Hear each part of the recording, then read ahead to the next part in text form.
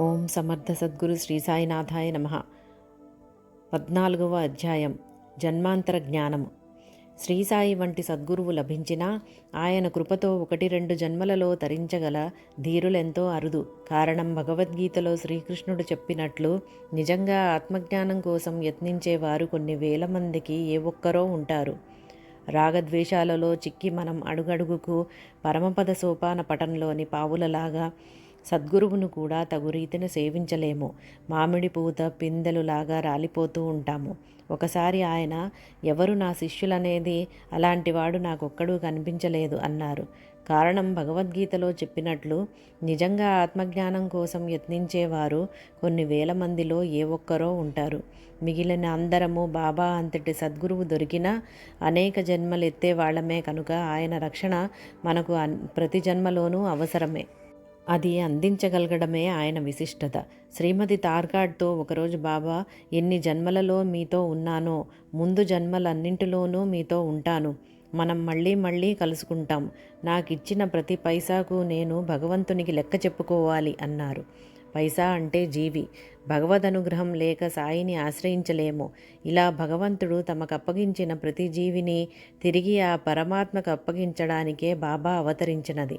అందుకే ఆయన, నేనెవరినీ మధ్యలో విడువను, చివరికంటా గమ్యం చేరుస్తాను అన్నారు. బాబా తమ పూర్వజన్మ వృత్తాంతాలు ఇలా చెప్పారు.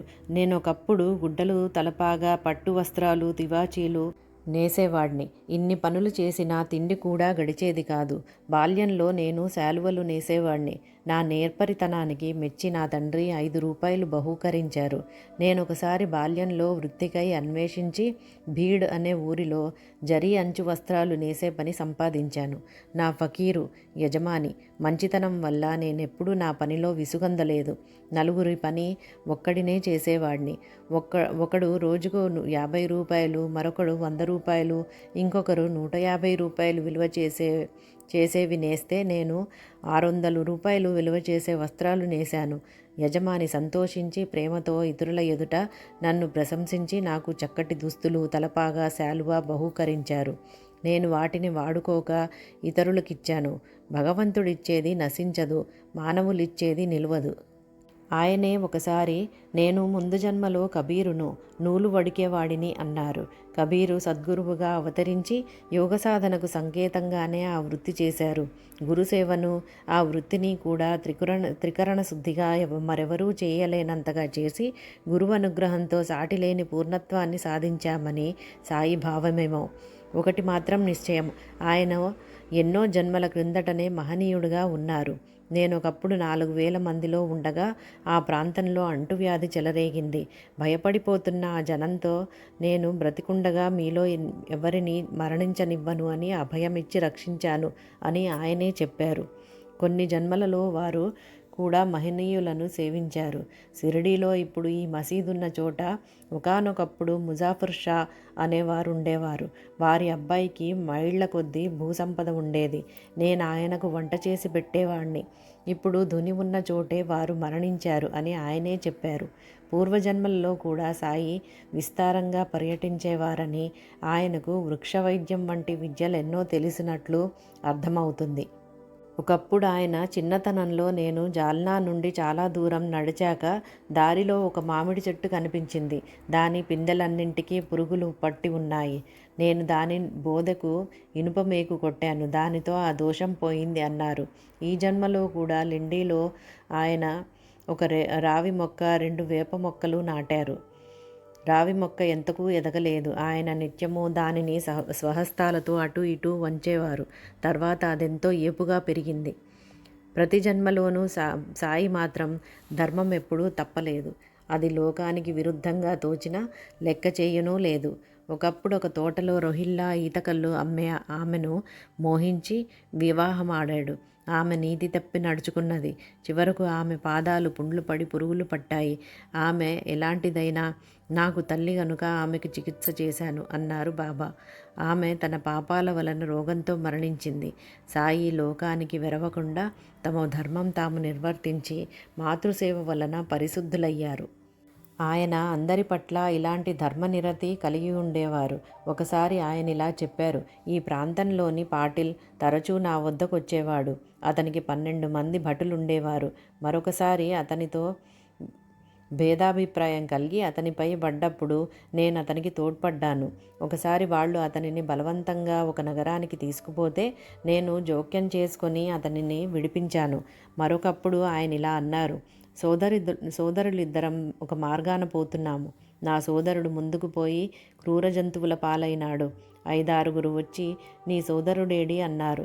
జరిగినది చెప్పి అతని శరీరం మీద వస్త్రం కప్పానని కూడా చెప్పాను. వారు నా మాటకు నమ్మక వారిస్తున్నా వినకుండా నా సోదరుని కోసం వెళ్ళి ఆ జంతువుల పాలయ్యారు. తర్వాత స్థూలకాయురాలైన ఒక స్త్రీ కూడా నా సోదరిని వెతకపోయింది. ఆమెకు అదే గతి పట్టింది. ఆమె శవం మీద గుడ్డ కప్పి ముందుకు సాగిపోయాను. జ్ఞానం కావాల్సిన వారు ముందుకు పోతారు కానీ ముందుకు పోవాలి అని ఆరాటపడేవారు సిద్ధుల కోసం ప్రాకులాడేవారని అర్థం. అలాంటి సాధకులెందరో అనే క్రూర మృగాలకు బలయ్యారు. ఆయన మాత్రం తొందరపడక భద్రంగా ముందుకు సాగిపోయారు. వారు హెచ్చరించినా ఆ సాధకులు వినలేదు. ఇది పరమార్థికమైన కథ. జన్మాంతరాలలో సాధకావస్థలో ఆయన కూడా పొరబడి తప్పులు చేసి తర్వాత తమ తప్పు దిద్దుకున్నామని చెప్పారు. నా తండ్రికి ధనపు రాసులుండేవి. నేను వాటిలో ఒక దానిపై కూర్చుని పెద్ద పామునయ్యాను. కొంతకాలం తర్వాత ఆ ధనం విడిచిపెట్టి తిరిగి మానవ రూపం పొందాను. అంటే అంతకు ముందు జన్మలలో ఆయన సిరి సంపదలపై కోరికతో పుణ్యకార్యాలు చేసి మరుజన్మలో శ్రీమంతుడిగా పుట్టి వాటి మీద వ్యామోహం కలిగి ఉన్నారు. అదే ధనపు రాశి మీద కూర్చోవడం అంటే. అప్పుడు ఆ ధన వ్యామోహము గర్వాల వలన సాటివారికెంతో హానికరంగా పాముల్లాగా అయ్యి కొన్ని జన్మలు హీన జన్మలెత్తారు. పరమపద సోపాన పటంలో మన బలహీనతలను పాములలాగా చిత్రించేదిందుకే. అయినా చివరకు తమ తప్పు గ్రహించి ధనాన్ని త్యజించారు. అంటే సిరి సంపదలను దాన ధర్మాలకు వినియోగించారు. ఇటువంటి కథలెన్నో శ్రీసాయి ప్రబోధామృతంలో చూడవచ్చు. శ్రీసాయి భక్తుల గత జన్మల వృత్తాంతాలు కూడా చెప్పేవారు. తమను బాబా జన్మల నుండి కాపాడుతున్నారని తెలిస్తే భక్తులు కృతజ్ఞతతో ఆయనకు మరింత సన్నిహితులవుతారు కదా. శ్రీమతి ప్రధాన్కు బాబు జన్మించడానికి సంవత్సరం ముందే భక్తులతో ఆమె బాబుకు తల్లి అనసాగారు. ఈ బాబు హరివినాయక్ సాటే మామగారైన గణేష్ కేల్కర్ బంధువు.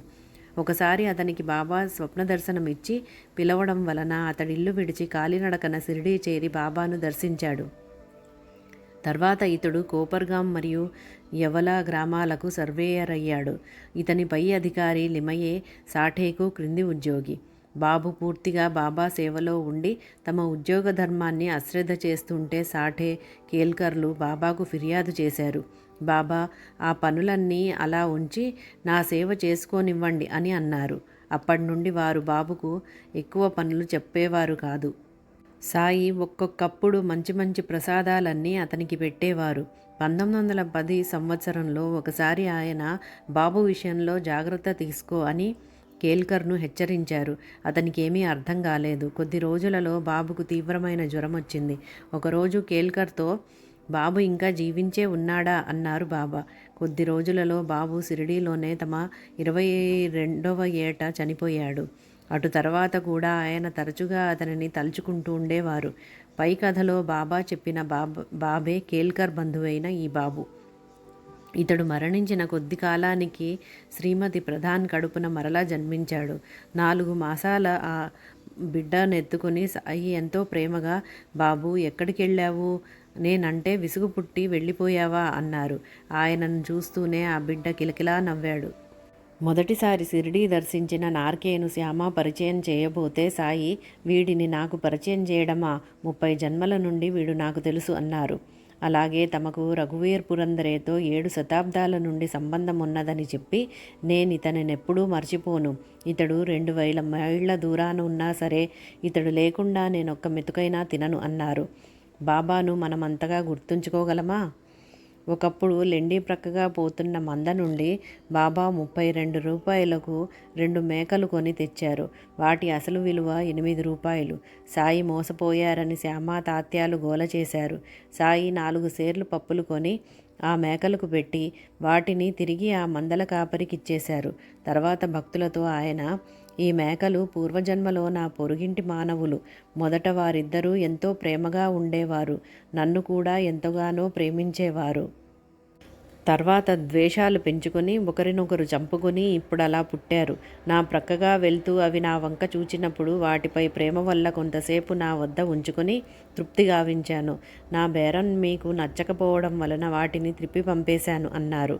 అలాగే జోగ్, దాదా కేల్కర్, శ్యామ, ఖాపర్దే, దీక్షిత్లు తమతో పాటు తమ గురువు చెంత చిన్న వీధిలో నివసించేవారని, ఆ ప్రీతి వల్లనే తాము వీరందరినీ ఈ జన్మలో తమ చెంతన చేర్చుకున్నామని బాబా ఒకప్పుడన్నారు. ఒకరోజు భక్తులెందరూ నైవేద్యం ఇచ్చినా బాబా వాటిని తాకలేదు. ఇంతలో శ్రీమతి కాపర్దే మసీదు చేరి నివేదనీయగానే బాబా దానిని వెంటనే రుచి చూచి, ఈమె పూర్వం ఒక వైశ్యుని గోవు, నాకు ఆ గోవు సమృద్ధిగా పాలిచ్చేది. తర్వాత ఆమె ఒక తోటమాలి కూతురుగా జన్మించింది. ఆమెను ఒక క్షత్రియుడు పెంచాడు. ఆమె ఒక వైశ్యుని వివాహం ఆడింది. ఆ తర్వాత బ్రాహ్మణ కులంలో జన్మించింది. ఎన్నో జన్మల తర్వాత మళ్ళీ ఇప్పుడు ఈమెను చూస్తున్నాను. ఆమెకు నాపై గల ప్రేమ వల్ల ఆమె సమర్పించే ఆహారం నాకెంతో ప్రీతి అన్నారు. కళ్యాణ్ నివాసి టిఏ కార్నిక్తో, నిన్ను 2000 సంవత్సరాల నుండి ఎరుగుదును. నీవెప్పుడూ పెడబుద్ధి, కోతియుక్తులు కలవాడవు అన్నారు. దుష్ట సంస్కారాలు పోవడం ఎంత కష్టమో. యశ్వంతరావు గురించి, వీడు పూర్వజన్మలో పవిత్రమైన నడవడి గలవాడు. అందుకే ఇప్పుడు ఈ తల్లి గర్భాన జన్మింపజేశాను. ఇప్పటికీ ఇతనిలో మంచి గుణాలున్నాయి అన్నారు. ఒకసారి మసీదులో నింబారుపై నివసిస్తున్న పిచుకల గురించి ఆయన, అవి గత జన్మలో ఇక్కడే గూడు కట్టుకున్నాయి. వాటిని ఒక పాము మృంగింది. అవి తిరిగి మళ్ళీ ఇక్కడే గూడు కట్టుకున్నాయి అన్నారు. సాయి ఒకప్పుడిలా చెప్పారు. ఒకరోజు ఉదయం నేను అల్పాహారం చేసి కాలినడకన ఒక చిన్న నదికి వెళ్ళి స్నానం చేసి విశ్రాంతిగా కూర్చొని చిలిం సద్దం చేసుకుంటున్నాను. ఒక బాటసారి నమస్కరించి నా పక్కన కూర్చున్నాడు. ఇంతలో ఒక కప్ప అరుపు వినిపించింది. అదేమిటని అతడు అడిగాడు. కప్పను ఒక పాము పట్టుకున్నదని, వారిద్దరూ కర్మఫలం అనుభవిస్తున్నారని చెప్పాను. అతడు చూచి వచ్చి 10-15 నిమిషాలలో ఆ పాము కప్పను మింగివేస్తుందన్నాడు. అలా జరగనివ్వను, దానిని ఎలా రక్షిస్తానో చూడు అని వాటిని సమీపించి, ఓ వీరభద్రప్ప, నీవు పాముగాను చెన్నబసప్ప కంపగాను జన్మించినా మీ ద్వేషాలు వీడలేదా? ఇప్పుడైనా విడవండి అన్నాను. కప్పను విడిచి పాము నదిలోకి దూకింది. కప్ప పొదలలో దాక్కుంది. ఆ బాటసారి అసలు వృత్తాంతం చెప్పమంటే ఇలా చెప్పాను. ఒకప్పుడు నేనుండే ప్రదేశానికి 5 మైళ్ళల్లో ఒక శిథిలమైన మహాదేవుని ఆలయం ఉండేది. భక్తులు ఆ ఆలయ పునరుద్ధరణ కోసం విరాళాలు పోగుచేసి స్థానికుడైన ఒక ధనికుడికి అప్పజెప్పారు. ఆ లోభి 2 సార్లు ఆ ధనం సొంతానికి వాడుకుని దొంగ లెక్కలు చెప్పాడు. ఒకరోజు మహాదేవుడు అతని భార్యకు స్వప్నదర్శనం ఇచ్చి గర్భగుడికి కప్పు వేయిస్తే ఆమె వెచ్చించిన దానికి 100 రెట్లు ఇవ్వగలనన్నాడు. ఆ లోభి, ఆ శివుడు నాకే ఎందుకు చెప్పకూడదు? ఇది కేవలం మన మధ్య స్పర్ధను కల్పించడానికి వచ్చిన పీడకల అని ఆమె మాటను త్రోసిపుచ్చాడు. అయిష్టంతో ఇచ్చిన విరాళాలు భగవంతుడు ఇష్టపడడు. భక్తితో ఎంత స్వల్పంగా ఇచ్చినా తృప్తి చెందుతాడు. ఆయన తిరిగి ఆమెకు స్వప్నంలో కనపడి, నీ భర్త మాటలు పట్టించుకోకు, నీకు ఇష్టమైతే నీ ధనం వెచ్చించి పని జరిపించు అని చెప్పారు. తన పుట్టింటి వారిచ్చిన నగలను అందుకై దలిచానని ఆమె భర్తతో చెప్పింది. ఆ కుత్సితుడు 1000 రూపాయలు విలువ గల ఆ నగలు తీసుకుని అందుకు బదులుగా ఒక పేదరాలు 200 రూపాయలకు తనకు తాకట్టు పెట్టిన ఒక ఊసర క్షేత్రాన్ని దేవుడి పేర పెట్టి దానిని పూజారికి అప్పగించాడు. కొద్ది కాలానికి వారింటి మీద పిడుగుబడి ఆ భార్యాభర్తలు మరణించారు. మరుజన్మలో ఆ లోభి మధురలో వీరభద్రప్ప అనే బ్రాహ్మణుడుగా జన్మించాడు. అతని భార్య ఆలయ పూజారి కూతురు గౌరిగాను, భూమిని తాకట్టు పెట్టిన పేదరాలు ఆలయ ధర్మకర్త కొడుకైన చెన్నబసప్పగాను జన్మించారు. ఆ పూజారి నా భక్తుడు. యుక్త వయస్కురాలైన గౌరికి వరాన్వేషణ చేస్తున్నాడు. సమయానికి వరుడు తనకై తానే రాగలడని నేను చెప్పినట్లే వీరభద్రప్ప వచ్చాడు. అతడికి ధనాశ పోలేదు. అదృష్టవశాత్తు ఆ దేవుడి మాన్యం 1,00,000కు, అంటే గత జన్మలో ఆమె దేవుడికిచ్చిన నగలకు 100 రెట్లు విలువకు అమ్మకమైంది. ఆ ధనం కోసం తగువపడి అందరూ నాతో సంప్రదించారు.